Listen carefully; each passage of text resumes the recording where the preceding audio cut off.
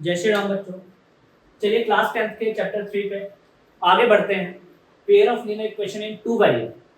अब तक हमने इक्वेशंस को समझ लिया था, उनके ग्राफिकल सॉल्यूशन को समझ लिया था और ये भी समझ लिया था कि कब मेरे पेयर ऑफ लीनियर इक्वेशन का जो ग्राफ होगा वो इंटरसेक्ट करेगा, कब लाइनें पैरेलल आएंगी और कब लाइनें एक दूसरे को कोइंसाइड करेंगी। अब हम इसका अलजेब्रिक मेथड समझेंगे कि किस तरीके से जब मेरे को दो इक्वेशन दे रखी होंगी तो हम उसका सॉल्यूशन फाइंड करेंगे। ठीक है, सॉल्यूशन फाइंड करेंगे। तो सबसे पहले सॉल्यूशन का मतलब ही पता लगा लेना है कि भैया सॉल्यूशन क्या है। भाई सॉल्यूशन का मतलब है किसी भी मैथमेटिक्स में किसी भी इक्वेशन में सॉल्यूशन का मतलब होता है भाई साहब आपके जो भी इक्वेशन है उसमें जो वेरिएबल है उसकी वैल्यू। मतलब यहाँ पर सॉल्यूशन का मतलब है x और y की वैल्यू। अब x और y की कौन सी वैल्यू? भाई x और y की वो वैल्यू जो इस इक्वेशन को भी सेटिस्फाई करे और इस इक्वेशन को भी सेटिस्फाई करे। अब आप मुझे बोलोगे भैया सेटिस्फाई से क्या मतलब है? भाई सेटिस्फाई से मतलब है x और y की वो वैल्यू जो लेफ्ट हैंड साइड और राइट हैंड साइड को इक्वल कर दे इक्वेशन 1 में भी और इक्वेशन 2 में भी। जैसे कि यहाँ पे सॉल्यूशन हो सकता है 2 + 3 5, 1 + 4 5, 5 + 0 5, 7 - 2 5। काफी सारे सॉल्यूशन हो सकते हैं, बस मुझे वो वाला सॉल्यूशन ढूंढना है जिस सॉल्यूशन में क्या होगा भाई साहब आपका जो इसको भी सेटिस्फाई कर दे और इसको भी सेटिस्फाई कर दे। चलिए ठीक है, इतनी बात तो हमने समझ ली कि सॉल्यूशन और सॉल्यूशन का मतलब क्या हो गया। अब हम एक चीज देखते हैं, मेरे चैप्टर का नाम है पेयर ऑफ लीनियर इक्वेशन। मतलब कि उसने कहा कि भाई आपके पास दो इक्वेशन होनी चाहिए।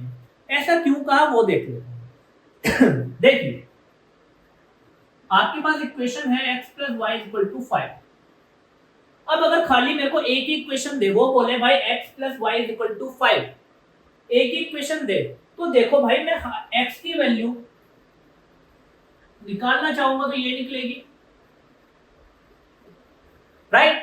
और अगर मैं y की वैल्यू निकालना चाहूंगा तो ये निकलेगी। इसका मतलब अगर मैं आपको एक इक्वेशन देता हूं तो आप x की वैल्यू y के टर्म्स में निकाल पाओगे और y की वैल्यू x के टर्म्स में निकाल पाओगे। समझे मेरी बात? बट y की एग्जैक्ट वैल्यू या x की एग्जैक्ट वैल्यू आप नहीं निकाल पाओगे जब तक आपको या तो y की वैल्यू नहीं पता या x की वैल्यू नहीं पता। अगर आपको y की पता है तो आप x निकाल दो। y 2 है, x हो गया 5 - 2। y 3 है तो आप बोलोगे x हो गया 5 - 3। y 0 है तो इसका मतलब आपको एक की वैल्यू पता होनी चाहिए, तब दूसरे की वैल्यू आप निकाल पाओगे। In case of that when you have only one equation. जब आपका सिर्फ एक ही इक्वेशन है तो आप x और y में से दोनों की वैल्यू फाइंड आउट नहीं कर पाओगे जब तक आपको दूसरी इक्वेशन नहीं दी जाएगी। इसीलिए इस चैप्टर में आपको पेयर ऑफ लीनियर इक्वेशन दिया गया है। क्या दिया गया भैया? लीनियर इक्वेशन का पेयर दिया गया, दो इक्वेशन। क्योंकि अगर वेरिएबल दो हैं तो आपके पास इक्वेशन भी दो ही होनी चाहिए। अब आप एक एग्जांपल देख लीजिए। अगर मेरे पास वेरिएबल एक होता, मतलब मान लो 2x - 5 = 3, तो आप बोलते सर 2x = 3 + 5, सर 2x = 8 और सर x = 4। देखिए सर आपके पास एक वेरिएबल था यहाँ पे सिर्फ x, तो एक वेरिएबल था, आपने एक वेरिएबल की x की वैल्यू आपने फाइंड कर दी। तो अगर आपके पास एक इक्वेशन है और वेरिएबल भी एक है तो उस वेरिएबल की वैल्यू फाइंड की जा सकती है उस अकेली इक्वेशन से। बट अगर आपके पास दो वेरिएबल हैं तो आपके पास इक्वेशन भी दो ही होनी चाहिए, तब ही आप उन दोनों वेरिएबल्स की वैल्यू फाइंड कर पाएंगे। दो वेरिएबल दूंगा और एक ही इक्वेशन दूंगा, एक वेरिएबल की वैल्यू दूसरे वेरिएबल की, है ना, x की वैल्यू y के टर्म्स में निकाल पाएंगे और y की वैल्यू x के टर्म्स में निकाल पाएंगे, एग्जैक्ट वैल्यू फाइंड आउट नहीं कर पाएंगे। चलिए अब चलते हैं सब्स्टिट्यूशन मेथड पे। आप समझते हैं कि भाई ये सब्स्टिट्यूशन जो मेथड है ये कौन सा मेथड है इस इक्वेशन को सॉल्व करने का। देखिए सब्स्टिट्यूशन का जो इंग्लिश में या हिंदी में मीनिंग है वो क्या है कि भाई सब्स्टिट्यूट करना, एक की जगह दूसरे को रख देना, एक की जगह दूसरे को। आपने देखा होगा क्रिकेट की टीम में भी प्लेयर्स को सब्स्टिट्यूट कर देते हैं, है ना, कि भाई इसकी जगह उसे डाल दो, है ना, जर्सी नंबर 11 को बाहर निकालो, जर्सी नंबर 10 को टीम में डाल दो। या फिर आपके स्कूल में भी होता था सब्स्टिट्यूट पीरियड लग गया, मतलब मैथ्स वाले सर की जगह इंग्लिश वाले मैडम का पीरियड लग गया, या फिर इंग्लिश वाली मैम की जगह मैथ्स वाले सर को का पीरियड सब्स्टिट्यूट हो गया, राइट। तो मतलब एक की जगह दूसरे की वैल्यू फाइंड करना, या एक की जगह दूसरे की वैल्यू को रख देना। आप देखिए, जैसे फर्स्ट इक्वेशन थी मेरी ये, यहां से मैंने क्या करा, x की वैल्यू निकाली। क्या करा मैंने, x की वैल्यू निकाली, और x की वैल्यू क्या आई, x = 5 - y। अब अगर मैंने क्या करा, इस x की वैल्यू को क्या करा, पुटिंग इन इक्वेशन 2। अगर x की ये वैल्यू मैं इक्वेशन 2 में पुट कर देता हूं यहां पर, इसका मतलब 2 into x की जगह रखता हूं मैं क्या, 5 - y प्लस y = 12। सही है, मैंने x की जगह क्या रख दिया, 5 - y को रख दिया। और अब इसको सॉल्व करने की कोशिश करिए।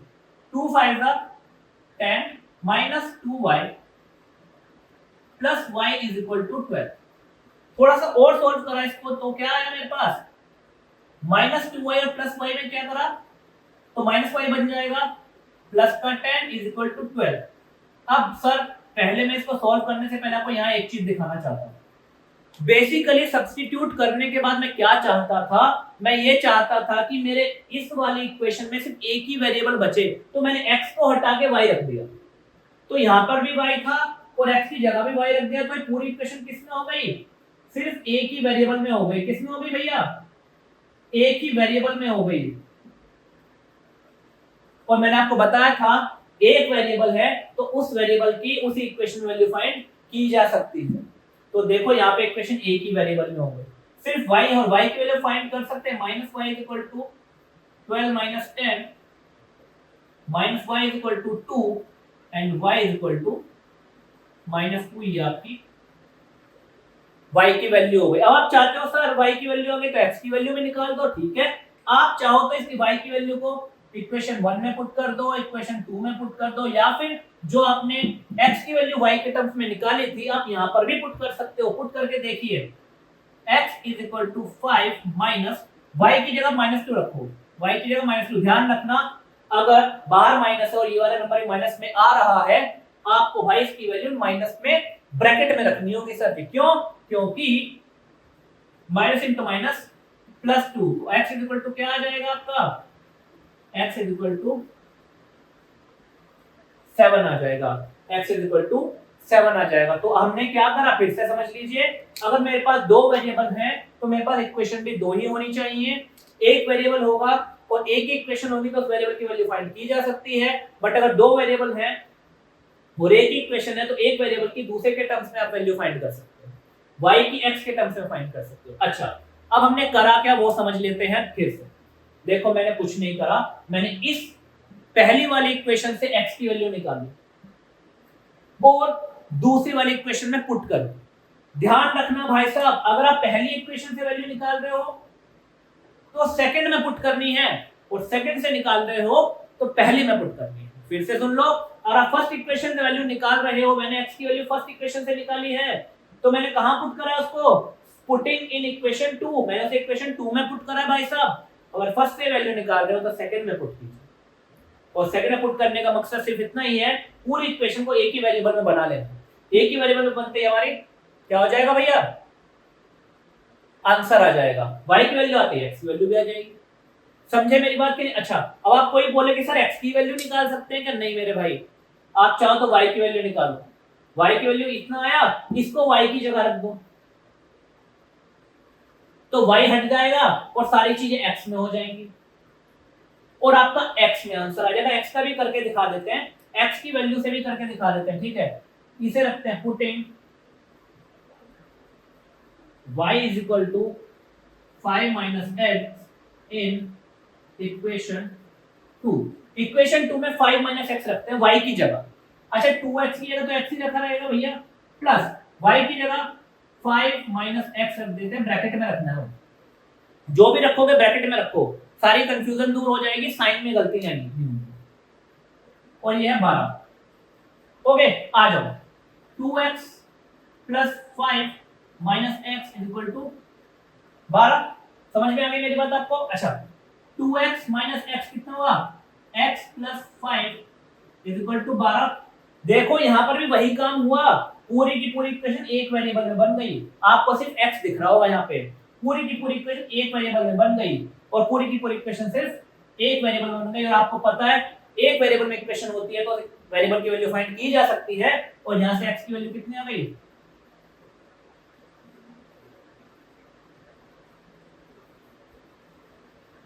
x की वैल्यू 7 ही आ रही थी। अच्छा अभी x की वैल्यू 7 को यहाँ रख दीजिए यहाँ पे, तो y की वैल्यू क्या है, y is equal to 5 minus 7, और 5 माइनस 7 करोगे तो माइनस का 2।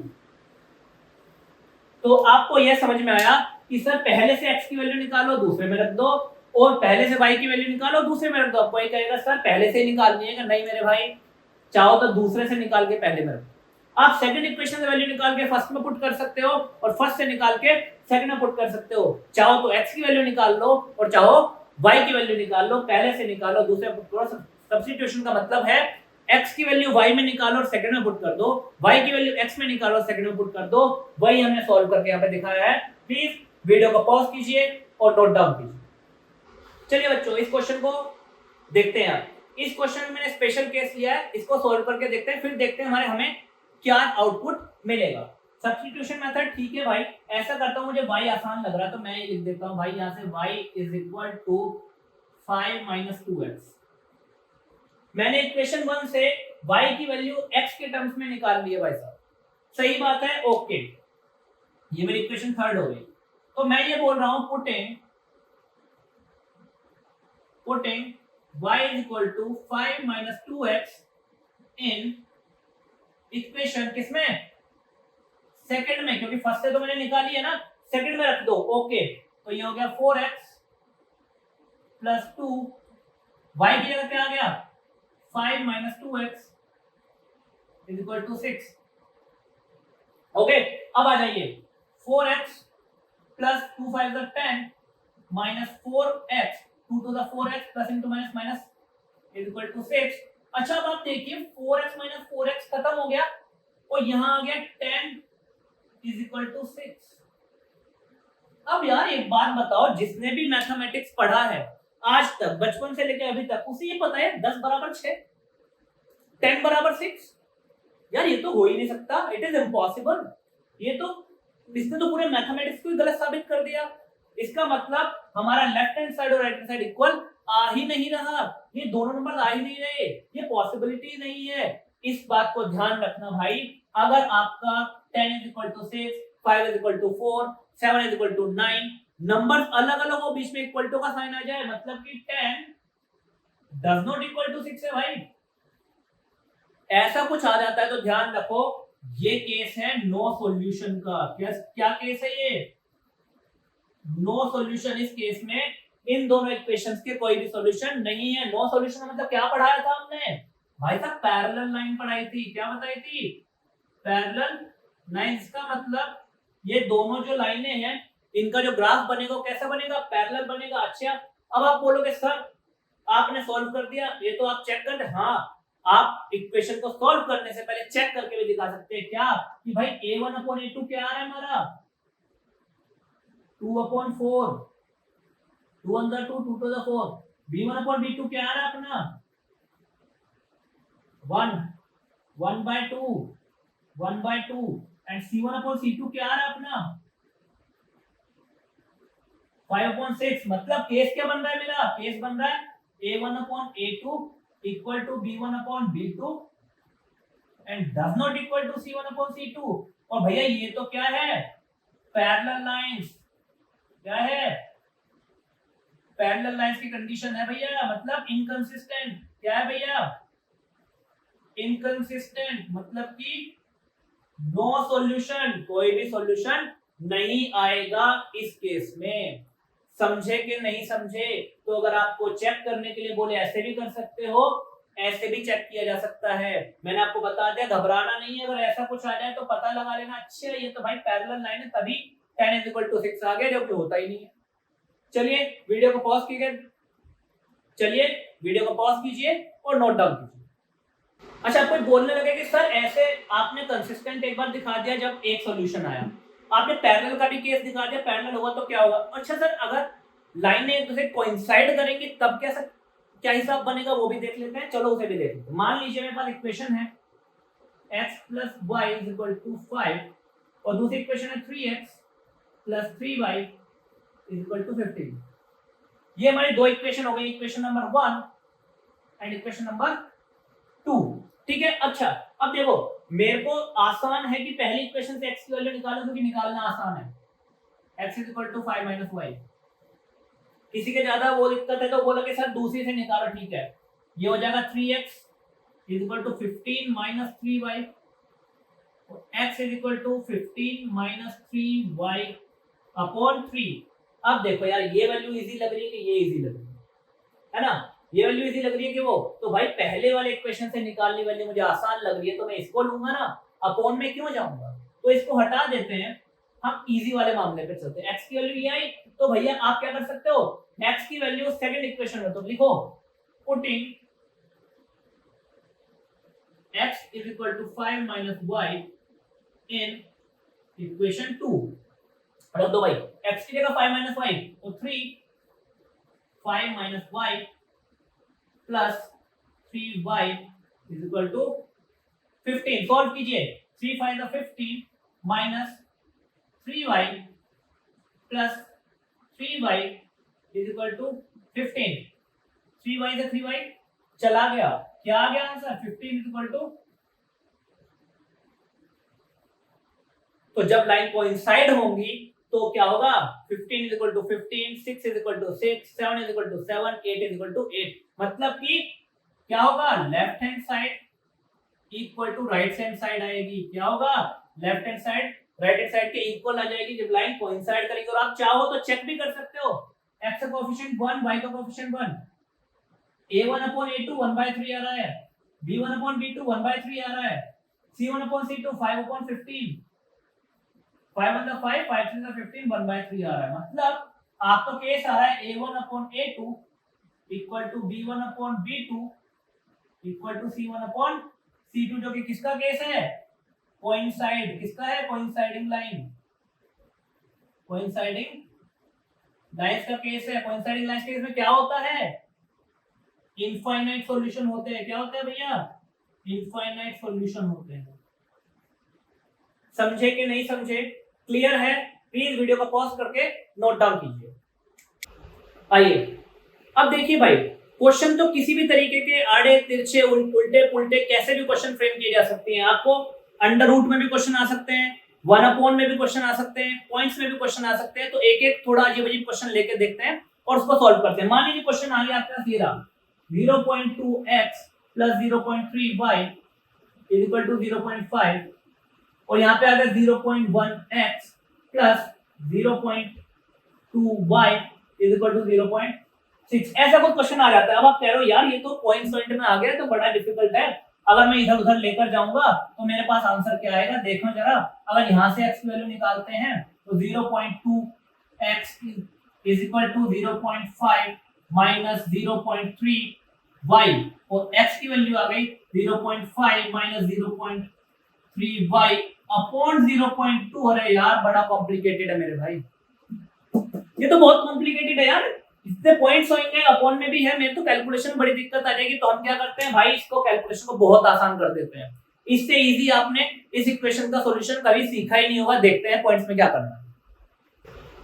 तो पॉइंट्स हटाने के लिए भाई सबसे पहले आप क्या करो, ऊपर इक्वेशन 1 है, इक्वेशन 2 है, आप क्या करो, मल्टीप्लाइंग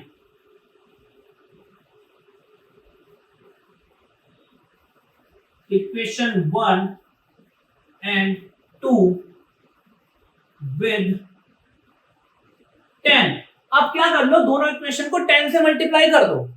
तो जैसे आप 0.2 को 10 से मल्टीप्लाई करोगे तो ये बन जाएगा 2x प्लस 0.3 को 10 से मल्टीप्लाई करोगे तो बन जाएगा 3y और इस इक्वल टू 0.5 को 10 से मल्टीप्लाई करोगे तो बन जाएगा 5।